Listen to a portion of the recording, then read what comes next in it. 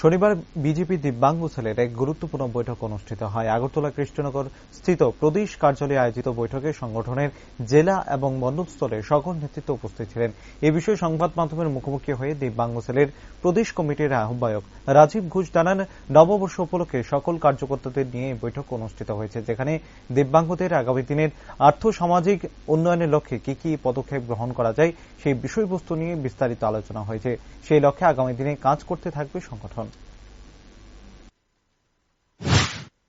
আজকে আমাদের ভারতীয় জনতা দিব্যাঙ্গ সেলের শুভ নববর্ষ উপলক্ষে আমাদের বর্ষবরণ অনুষ্ঠান, পাশাপাশি আমাদের সাংগঠনিক বৈঠকও আমাদের রাজ্য কমিটি, দিব্যাঙ্গ সেলের রাজ্য কমিটি, জেলা কমিটি এবং মণ্ডল স্তরের কনভেনার কো-কনভেনারদের নিয়ে আমরা আজকের বৈঠক করছি এবং দিব্যাঙ্গদের বিভিন্ন ধরনের সমস্যা সমাধান এবং তাদের আরো আগামী দিনে কিভাবে জীবন আরো বেশি উন্নত মানের করা যায়, জীবন জীবিকা অর্জনের সহায়তা স্বরূপ কি কি পথ অবলম্বন করা যায় তা নিয়ে আমরা আজকে আলোচনা করব।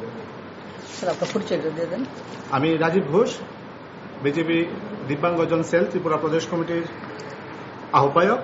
নমস্কার।